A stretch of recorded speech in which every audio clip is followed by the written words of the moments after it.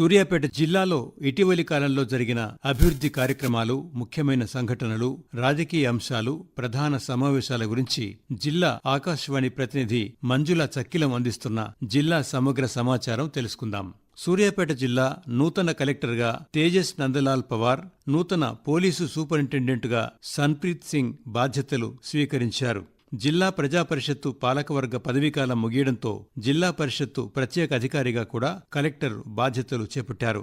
అనంతరం police superintendent మాట్లాడుతూ జిల్లాలో పోలీసు శాఖ పటిష్టంగా పనిచేస్తోందని అన్నారు.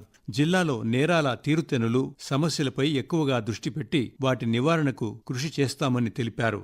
కొత్తగా ఏర్పడిన అనంతగిరి, పాలకీడు మండలాల్లో తహసీల్దార్ కార్యాలయం, ఎంపీడీఓ, పోలీసు కార్యాలయాల నిర్మాణ పనులకు రాష్ట్ర నీటిపారుదల శాఖ మంత్రి ఉత్తమ్ కుమార్ రెడ్డి శంకుస్థాపన చేశారు. ఈ ప్రాంతం పూర్తిగా గిరిజన ప్రాంతం కావడంతో తన వంతు కృషి చేస్తానని మంత్రి తెలిపారు. 10 పడకల ప్రభుత్వాసుపత్రితో పాటు పాలకీడు నుంచి లింగాపురం వరకు, చెరువు తండా నుంచి దేవల తండా వరకు రోడ్డు నిర్మాణ పనులకు ఆయన శంకుస్థాపన చేశారు. ఈ నెల 4వ తేదీన పురపాలక సంఘం ఆధ్వర్యంలో నిర్వహించిన సమావేశంలో పౌర సరఫరాలు, నీటిపారుదల శాఖ మంత్రి ఉత్తమ్ కుమార్ రెడ్డి పాల్గొన్నారు. మున్సిపాలిటీ పరిధిలో చేపట్టిన సీసీ రోడ్డు పనులు, టౌన్ హాల్ నిర్మాణం త్వరగా పూర్తి చేయాలని సూచించారు.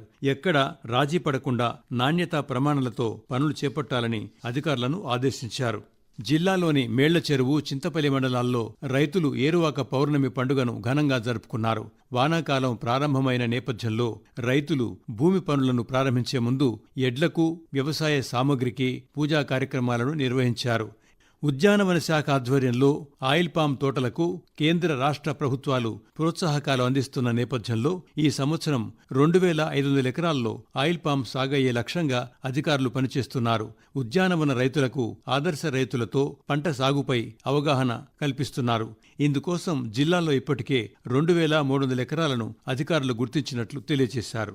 సూర్యాపేట పట్టణంలోని వికాస్ ఫార్మసీ కళాశాలలో నూతన భారత న్యాయ చట్టాలపై అవగాహన కార్యక్రమం నిర్వహించారు. మహిళా శిశు సంక్షేమ శాఖలోని మహిళా సాధికారత కేంద్రం, జిల్లా సంక్షేమ శాఖ అధికారి వెంకట్రమణ ఆధ్వర్యంలో ఈ కార్యక్రమం జరిగింది. ఈ కార్యక్రమంలో జిల్లా civil judge Srivani, principal junior civil judge K Suresh పాల్గొన్నారు. ఈ సందర్భంగా న్యాయమూర్తి శ్రీవాణి మాట్లాడుతూ భారతీయ న్యాయ సంహిత చట్టం ద్వారా మహిళలకు ఉచిత న్యాయ సహాయం, మహిళలకు పోలీస్ స్టేషన్కు వెళ్లకుండా ఇంటి నుంచే ఈమెయిల్, వాట్సాప్ ద్వారా ఫిర్యాదులు చేయవచ్చని తెలిపారు. Muktyala branch canal lift scheme భూసేకరణ పనులు వేగవంతం చేయాలని కలెక్టర్ నీటిపారుదల శాఖ అధికారులను ఆదేశించారు. జిల్లా ప్రజలకు ఎలాంటి ఇబ్బంది కలగకుండా తాగునీటిని నిరంతరాయంగా అందించేందుకు మిషన్ భగీరథ, ఇంట్రా గ్రిడ్ అధికారులతో కలెక్టర్ సమావేశం నిర్వహించారు. తాగునీటి సరఫరాకు ఉపయోగించే ఇంటేక్ వెల్ సామర్థ్యం, నీటి సరఫరా గురించి అడిగి తెలుసుకున్నారు. విద్యార్థి దశ నుంచి బాలబాలికలకు సైబర్ నేరాలపై అవగాహన కలిగి ఉండాలని కోరుతూ జిల్లా పోలీస్ శాఖ ఆధ్వర్యంలో అవగాహన కార్యక్రమాలు నిర్వహిస్తున్నారు.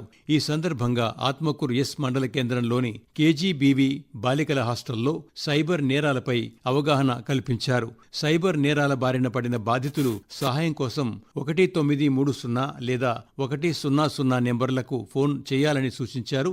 అంతర్జాతీయ యోగా దినోత్సవాన్ని సూర్యాపేట జిల్లా వ్యాప్తంగా ఘనంగా జరుపుకున్నారు. జిల్లా పోలీస్ కార్యాలయంలో అడిషనల్ ఎస్పీ నాగేశ్వరరావుతో కలిసి పోలీస్ సిబ్బంది యోగా కార్యక్రమంలో పాల్గొన్నారు. ఈ సందర్భంగా అదనపు ఎస్పీ నాగేశ్వరరావు మాట్లాడుతూ యోగా చేయటం వల్ల ఒత్తిడి తగ్గుతుందని, మానసిక, శారీరక ఆరోగ్యం బాగుంటుందని పేర్కొన్నారు. సూర్యాపేట జిల్లా కోదాడ పట్టణంలోని జెడ్పీ బాలుర ఉన్నత పాఠశాలలో ఈ ఏడాది 100 మంది విద్యార్థులు కొత్తగా పాఠశాలలో చేరారు. ఈ సందర్భంగా విద్యార్థులు 100 సంఖ్య రూపంలో వినూత్నంగా ప్రదర్శన చేసి ఆకట్టుకున్నారు.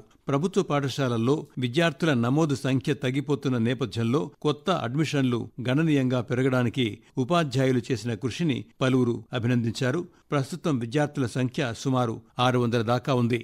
జిల్లాలోని సిరిపురంలో రైతు వేదికలో నాబార్డు సహకారంతో పొదుపు సంఘాల మహిళలకు సేంద్రియ సాగుపై అవగాహన నిర్వహించారు. ఆరోగ్యవంతమైన కుటుంబాల కోసం ప్రతి రైతు సేంద్రియ సాగు చేపట్టాలని, వాటి ఉత్పత్తులకు మార్కెట్లో సైతం మంచి డిమాండ్ లభిస్తుందని శిక్షకులు తెలిపారు. తమ కుటుంబాల ఆరోగ్యాల కోసం ప్రతి రైతు సేంద్రియ సాగు చేపట్టేలా మహిళలు ప్రోత్సహించాలన్నారు.